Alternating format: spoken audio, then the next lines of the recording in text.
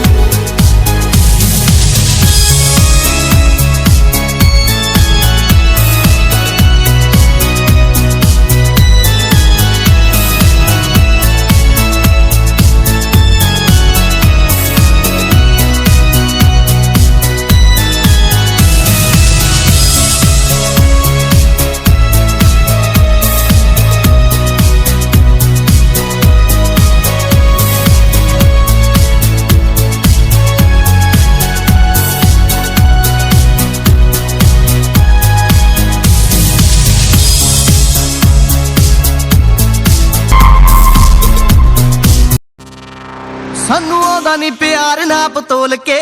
कंडा कड्डी दा स्पीकरां ते बोल के सानू आउंदा नी प्यार नाप तोल के कंडा कड्डी दा स्पीकरां ते बोल के लैके जुत्ती थल्ले जिंदगी दे बोझ नू यार लुटदे ने मौजां दिल खोल के नी ला के तिन पैग बल्लिए